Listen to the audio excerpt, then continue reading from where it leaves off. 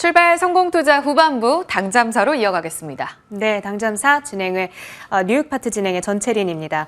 자, 오늘 뉴욕장 복귀를 해볼 텐데요. FOMC도 있었고 그리고 대선 이틀차이기도 했고 여러 가지 빅 이벤트를 무난히 소화해 나가는 모습이었습니다. 뉴욕장 복귀 들어가 보시죠. 3대 지수 이렇게 등락만 봤을 때는 다우 지수는 보합의 움직임, 나스닥과 S&P 500 지수는 1% 안팎의 상승이었습니다. 오늘 다시 한번 사상 최고치를 경신해 나갔습니다. 트럼프 랠리, 거기다가 금리 인하가 예상대로 잘 진행이 됐다. 이 두 가지 요인이 시장을 밀어 올렸습니다. 다만 이 트럼프 트레이드를 좀 자세하게 들여다봤을 때에는 오르는 종목들은 올랐고 어제 올랐던 종목 가운데 일부 되돌림 현상이 나타났던 테마도 있었습니다.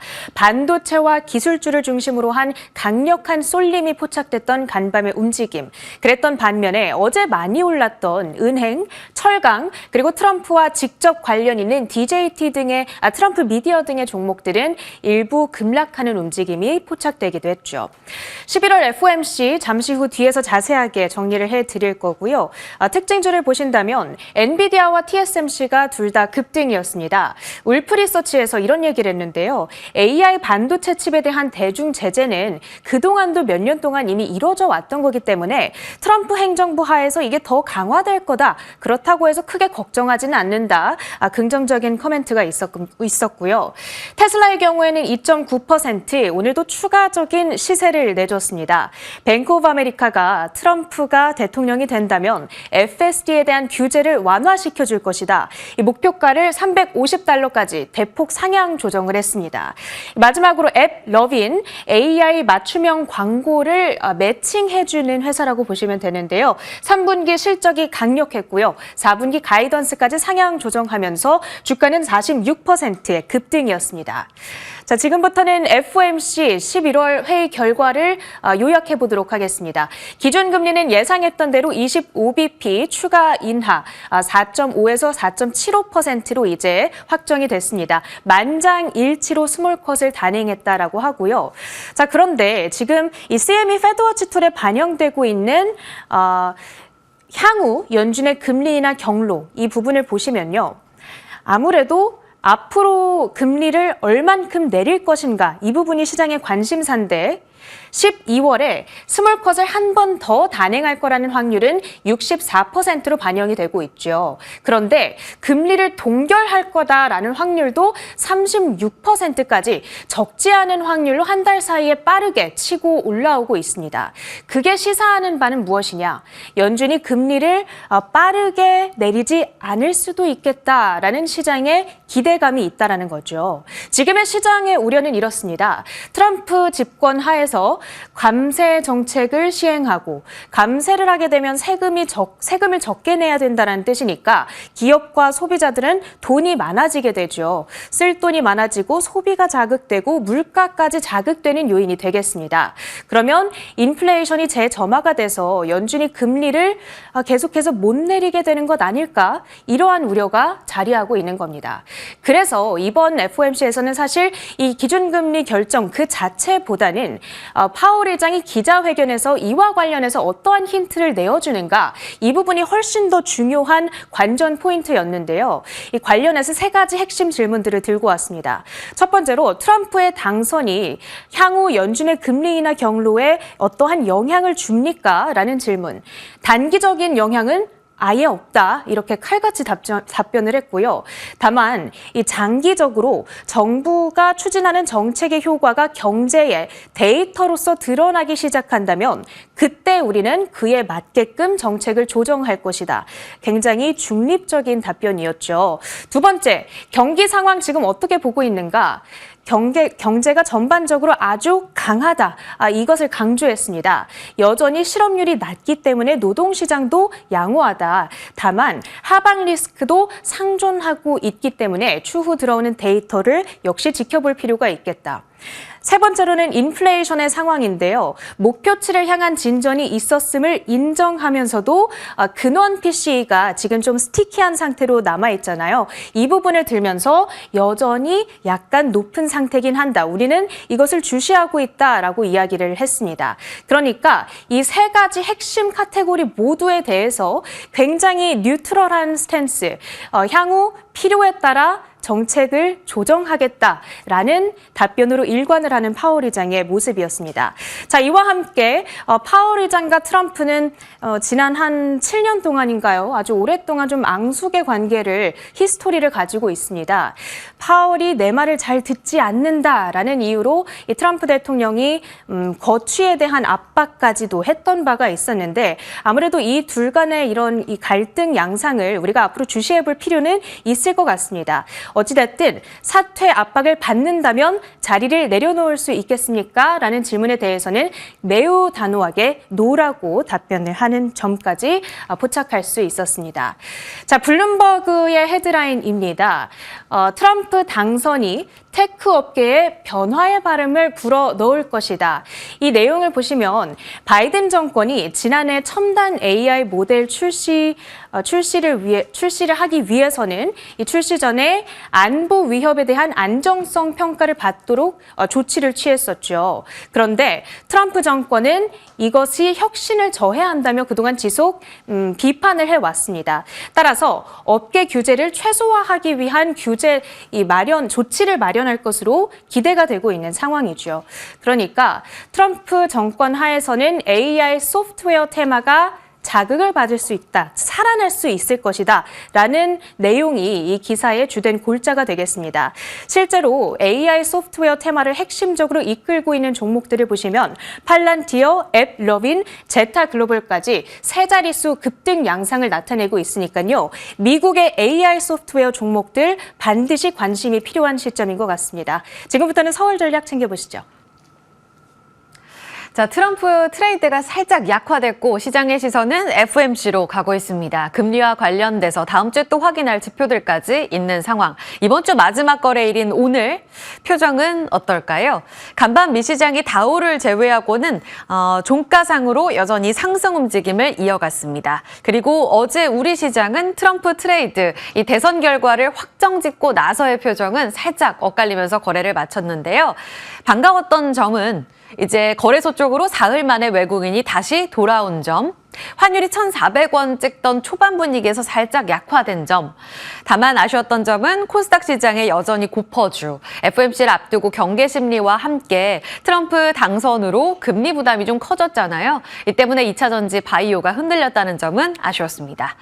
어제는 트럼프 트레이드를 반영한 시장 안에서도 종목들의 변화가 조금 나타났습니다. 그 전날에 이 대선 결과를 장중 내내 반영하면서 급등했었던 방산이라든지 금융주 다소 약화됐고 우리 시장 안에서는 어제 주인공은 조선, 우주항공, 로봇, 5G 자율주행에 있었습니다. 조금 더 트럼프와 머스크 이 그림에 집중하는 모습이 확인됐습니다. 수급은 이쪽으로 쭉 빨아들여갔고요. 특히 트럼프 당선인과 윤석열 대통령의 통화 내용에 반응했던 조선주, 자체적인 수주 경쟁력도 좋은데다가 이미 지금 필리조선소를 인수한 한화에 대한 재평가가 이뤄지게 되면서 MRO, 잠수함 정비 사업과 관련된 경쟁력 있는 쪽으로 더 급등이 나왔고요. 하나오션 21%, 현대힘스는 상한가로 치닫는 모습이었습니다. 조선주들은 어제 장 마감하고 나서 시간의 거래에서도 올랐어요. 이 연속성은 잠시 후 체크해 보도록 하죠. 우주항공, 로봇, 자율주행 다 강세 움직임으로 거래 마쳤고 말씀드린 대로 고금리에 대한 우려감 반영하면서 2차 전지는 여전히 안 좋네요. 바이오도 지금 FOMC에서 이번에는 25bp 내리긴 할 텐데 그 다음에 쭉쭉 내려갈까에 대한 우려감이 커지면서 금리 인하 대표 수혜주인 바이오조 지금 계속해서 투심은 약한 상황이었습니다. 자, 오늘은 시장의 시선이 이제 바뀌어가고 있다라는데 좀 기민하게 체크할 필요가 있을 것 같아서 FOMC와 중국, 조금 전 체린 앵커가 FOMC 특집으로 봐야 될 포인트들을 간략하게 쭉 설명드렸죠. AI 그리고 테슬라의 강세 속의 자율주행 이런 포인트들은 꾸준히 보셔야 될 것 같고요. 저는 중국 쪽을 조금 다뤄보려고 합니다. 일단 11월 6일 대선 트럼프 당선됐던 그 흐름을 반영했을 때에는 트럼프 수혜 진영, 피해 진영이 뚜렷하게 나뉘었습니다. 글로벌 증시에서도 마찬가지고요. 그런데 하루 만에 그 매기가 살짝 약화되고 있는 부분은 읽어보셔야 될 것 같아서 등락률로 표시를 해뒀어요. 간밤에도 다우가 좀 약화됐고 금융 떨어졌죠. 미 시장에서. 일본장도 어제 이미 하루 만에 급등 이후에 살짝 쉬어갔습니다. 그리고 다시 올라온 대표 우리 트럼프 피해주로도 엮이는 우리 국가를 포함해서 이제 중국까지 지금 반등에 나서는 모습이었습니다. 이는 결국 오늘 발표될 중국의 전인대 결과를 기대하는 중국장의 급반등으로도 해석해 볼 수가 있겠고요. 트럼프 수혜 진영, 피해 진영, 간밤에 미 시장에서 반영됐던 자산들의 분위기를 보면 트럼프 대표 트레이드를 반영하는 달러와 금리가 많이 약해졌죠. 이는 FOMC 결과 발표와 함께 25bp 인하한 금리 하락에도 영향을 주고 있습니다. 테슬라 강세였고요. 구리가 또 한 번 급등하는 움직임이 간밤에 나타나면서 중국장에 대한 기대감을 자아내고 있습니다. 신재생 그 안에서도 테슬라도 여전히 좋았지만 중국 샤오펑 같은 중국의 전기차 급등세를 나타냈고요.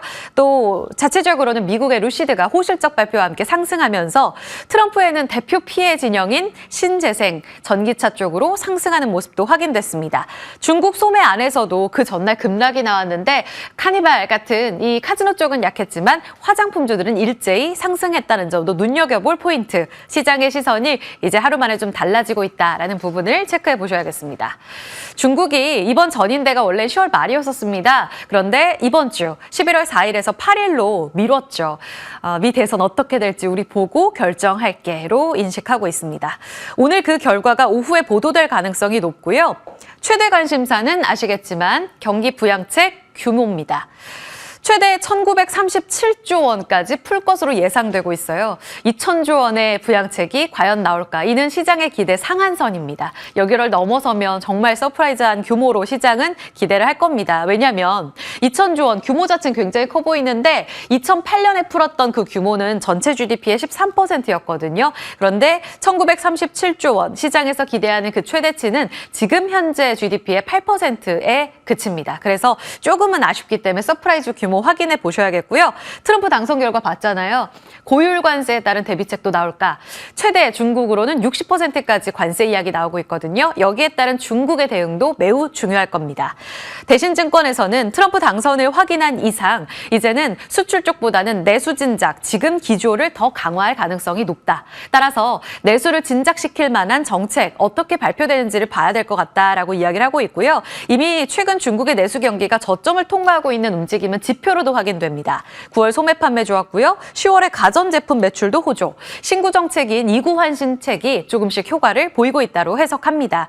이제 오늘 발표될 부양책과 다음 주 월요일 관군제에서 양호한 소비 결과가 나올 경우 우리 원화 강세 정말 원화 약세 움직임이 급락을 나타냈잖아요. 이 부분도 조금은 우호적으로 바뀔 가능성이 있다라고 보고 있습니다. 그래서 우리 시장에도 중국 오늘 내용은 매우 중요합니다.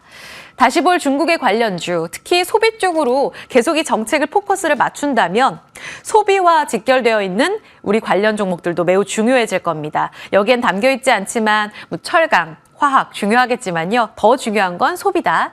투자뉴스 7에서 가져온 차트입니다. 이 표 보시면서 오늘 나올 내용과 함께 튀어오르는지를 같이 체크해 보셔야겠고요.